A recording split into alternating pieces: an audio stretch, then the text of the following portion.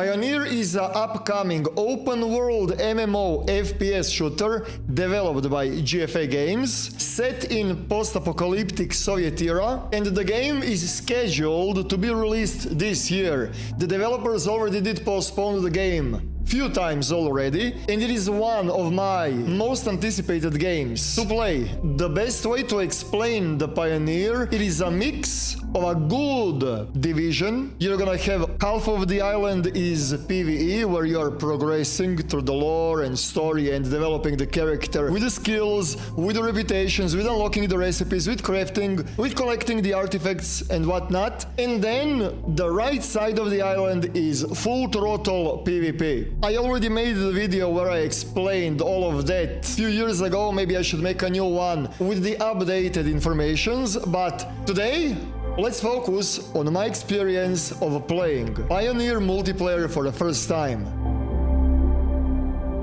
Just like in World of Warcraft, for example, there will be certain missions, certain quests that will require you to group up with the other players. The dungeons are gonna have multiple difficulties. In this testing, we did play the normal difficulty, and also our character was level 8, but there was no skill points. You could not even spend the skill points. So the skill points were pretty much disabled. Although I do have the access for the first region of the Pioneer, and I did play it, and I already made a few videos about it.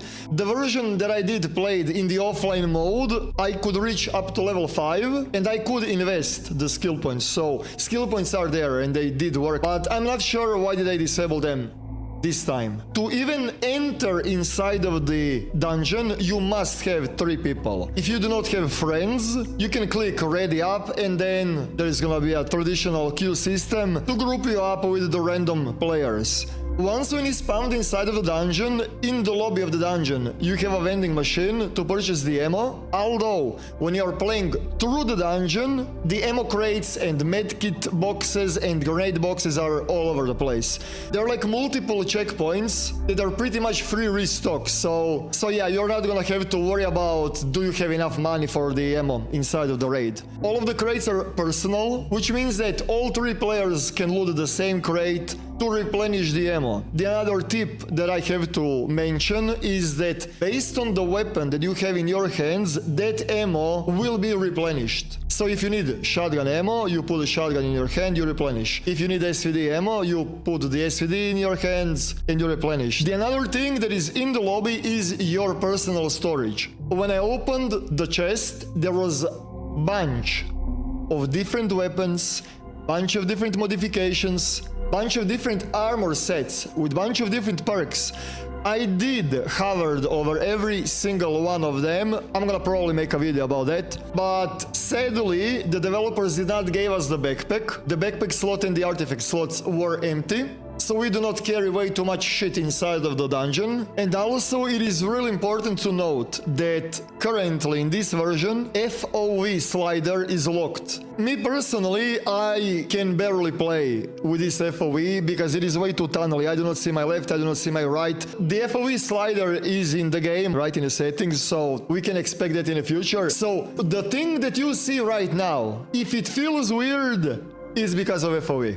When I played the single-player version in the first region, I did mess with a lot of guns. I was messing with the SKS, with the PPSH, with the Orc, or they changed the name. Piper Rifle, I think it's called now. I messed with like 5-6 guns, and they felt okay. But this time, I actually had a chance to experience epic guns and actually fully decked out guns. The combat feels at least 5 times better when you have like a fully decked out gun, when you're having like better looking gun. They just feel way better. Since you're talking about the guns, I'm just gonna continue talking about the guns and the combat in general. Certain scopes feel a little bit way too jumpy. Feels like the kick, the actual animation, not the recoil, but the actual animation, it feels a little bit too much and in your face. I did tell that to the devs and they said that they're gonna look into it. But yeah, any like scoped gun, it feels like it is a little bit way too jumpy when you're using high RPM guns. I do not know if you're paying attention, but every single brick has its own little personal touch. You can clearly see that the developers put a lot of time in building this dungeon. Dungeon looks amazing from the point of when you spawn in all the way until the end. Every single room has its own like flow and its own design, and I can already guarantee you that there is gonna be a lot of meta covers for those higher difficulties, where you will simply must stay on a certain place to kill certain mobs, right? While playing this dungeon, you can fully feel that MMO vibe. And the reason why is because, first off, it's a linear dungeon, and there are like multiple different little side quests that you must do. In this particular dungeon, there are like 2 sets of the jumping puzzles. There is like a hold the position to break the wall. I do not know how much time it took for these devs to create just this one dungeon, but it looks absolutely astonishing. The whole vibe of the dungeon is amazing. I'm just gonna shut the fuck up a little bit, just so you can, you know, hear the ambient and hear the enemies screaming at you. I will kill you slowly. You're living now, I will be stopped by this. Corner him. I'm reloading. I will kill you slowly. You'll soon see the great Raven brother. Shit. You'll pay for this. I will kill you. You'll soon see the great Raven brother. Shit. Help me.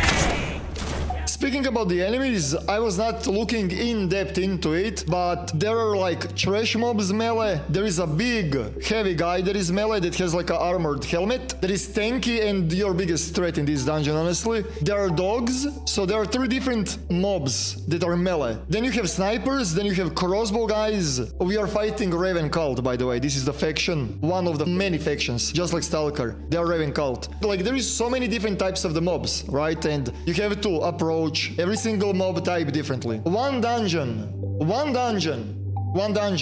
has more enemy types than 2 Dune regions. 2 Dune regions, by the way, just saying. MMO, by the way. And on top of that, this dungeon has also 2 bosses. And both of the bosses have their own unique skills that you have to respect or you're gonna die.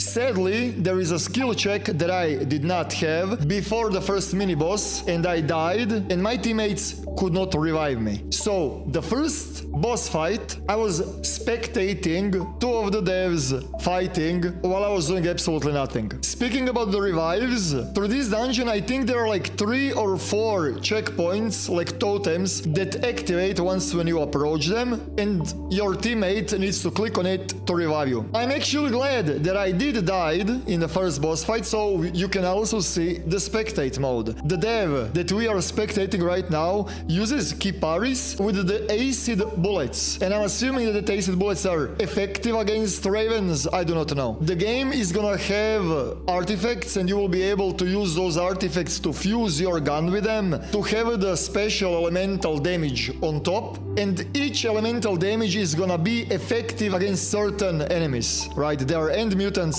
and human-like enemies. And as you can see, this Kiparis shreds.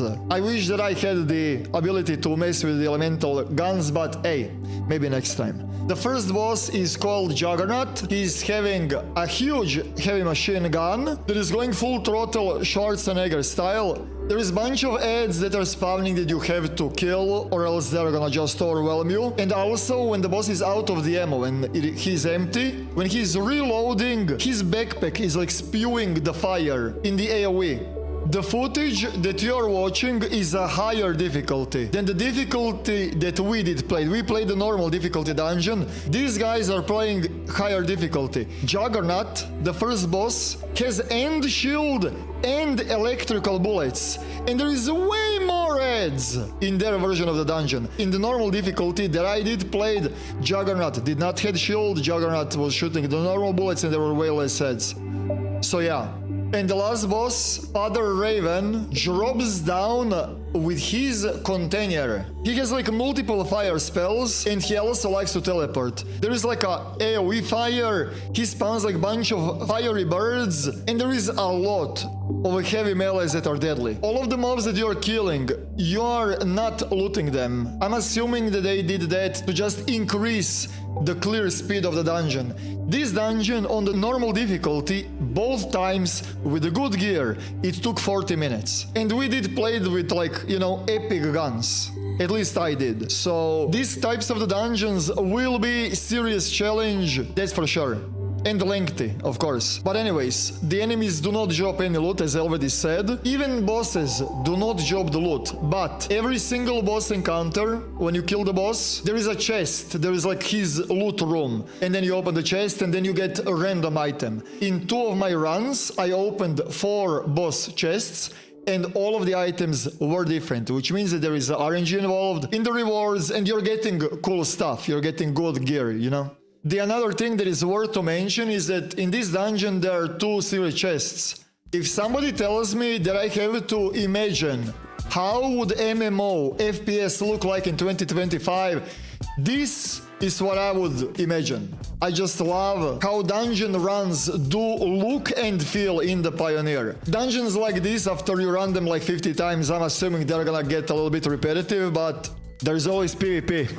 I think that I did yapped enough. I hope that you guys enjoyed in this one. If you did, subscribe with notifications on. There's gonna be plenty more of a Pioneer content heading your way. If you have any questions in regards to the Pioneer, leave them in the comment section down below. I might make a video about it. I might have a chance to talk with the devs in the future. So yeah,